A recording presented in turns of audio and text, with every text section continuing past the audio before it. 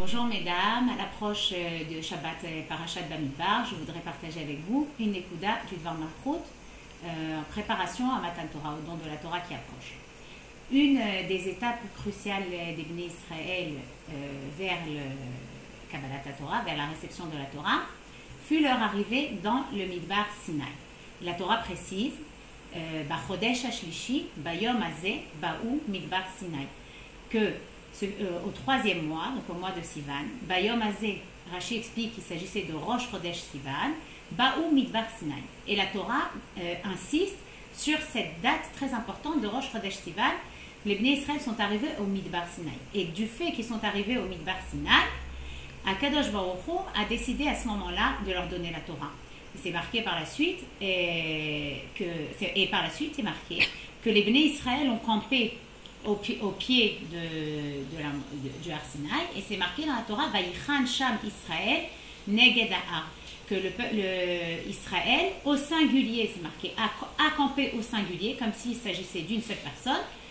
Vayichan Sham Israël Neged Ha'ar, et quand Akadosh Baruch Hu a vu ce qui se passait, il a décidé, il a dit Avre Asha She'eten Lahem et Torati. Voici le moment est arrivé que je leur donne ma Torah.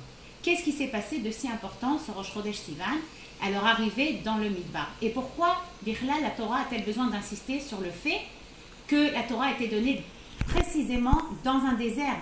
Que nous importe l'endroit où Akadosh Baruch Hu a donné la Torah, puisque de toute façon la Torah exerce son influence sur le monde entier. Donc pourquoi la Torah précise avec tellement d'insistance que la Torah a été donnée précisément dans le désert? Et ça a un lien avec Rosh Chodesh Sivan. Alors, déjà, l'explication de base, c'est qu'on dit pourquoi Kadosh Baruch Hu a donné la Torah dans le désert. Parce que le désert, c'est un endroit qui est efker. C'est un endroit qui n'appartient à personne. C'est un endroit que n'importe qui décide de venir planter sa tente dans le désert peut venir s'installer dans le désert, y vivre, et personne ne viendra lui réclamer quoi que ce soit, parce que c'est un endroit qui est, si on peut dire, abandonné, qui n'appartient à personne, et donc tout celui qui veut, il peut venir et en prendre possession. Et donc c'est une allusion pour nous dire que de la même façon que le Midbar n'appartient à personne, ainsi la Torah, elle est efker, elle appartient à personne particulièrement, et tout celui qui veut, il peut venir et recevoir la Torah. C'est le sens simple. Mais le rabbi pose une question, comment c'est possible de dire que la Torah, elle est efker? Comment c'est possible de dire qu'Akadosh Baruch Hu, il a abandonné la Torah, alors que la Torah, c'est le trésor le plus précieux d'Hachem, et que la Torah, Akadosh Baruch Hu nous la donne en matana, en cadeau, c'est-à-dire que il ne l'abandonne pas, elle sort de sa possession et il nous la remet en notre possession, il nous la donne. Et à tel point que tout enfant juif qui naît dans le Ham Israël, au moment même de sa naissance, il devient propriétaire de la Torah, même s'il ne s'est pas encore étudié, même s'il n'a pas, encore accès, à partir du moment qu'il fait partie du peuple juif, Torah Tivalanu Moshe Moracha Keilat Yaakov, automatiquement il la reçoit, la Torah, en héritage. Donc comment c'est possible de dire que la Torah, Akadosh Baruch Hu, la Torah elle est efker, que Akadosh Baruch Hu il l'abandonne? Donc pour comprendre cette idée, le rabbi va nous emmener à nous pencher sur les Pirkei Avot que l'on va lire cette semaine. Cette semaine dans le Pirkei Avot, on commence par la Mishnah, Sarah Ma'amarot Nivra Olam, que le monde a été créé en 10 paroles. Il faut savoir que Akadosh Baruch Hu, il a créé le monde en 10 paroles, et que le monde a été créé uniquement dans le but le monde a été créé pour la Torah. Et en parallèle aux 10 paroles avec lesquelles Akadosh Baruch Hu a créé le monde, on a les Aseret Adibrot, les 10 paroles par lesquelles Akadosh Baruch Hu a donné la Torah. Et en fait, le monde, toute l'existence du monde, le monde existe grâce aux Aseret Adibrot, grâce à l'étude de la Torah. Les Aseret Adibrot, les 10 paroles de la Torah, nous permettent de révéler dans le monde les Asara Ma'amarot, les 10 paroles avec lesquelles Akadosh Baruch Hu a créé le monde. Ce qui veut dire qu'en fait, le monde par lui-même, il n'a pas d'existence propre.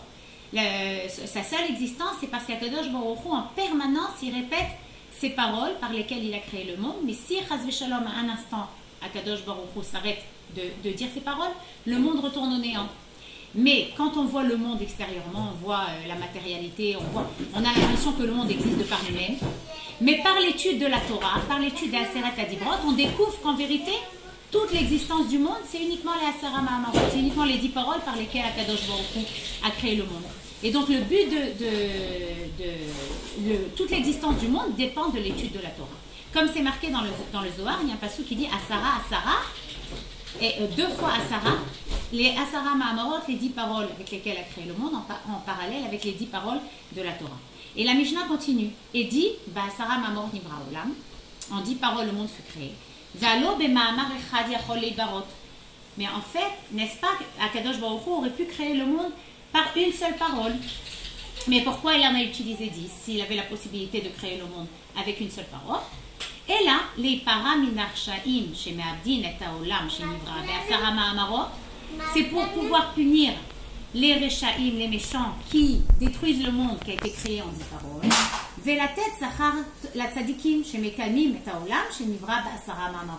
Et donner une plus grande récompense aux tzadikim qui maintiennent le monde qui a été créé en 10 paroles. Et là, beaucoup de commentateurs se posent sur cette Mishnah et posent la question, quel rapport? Pourquoi est-ce que si Akadosh Baruch Hu il pouvait créer le monde en une parole et il a décidé de créer en 10 paroles, pourquoi est-ce que le rachat il devrait perdre de ça, il devrait en payer les conséquences, et pourquoi est-ce que le tzaddik il devrait gagner plus?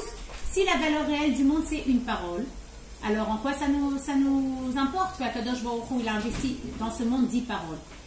Pour vous donner un exemple concret, il y a un cas dans la halacha.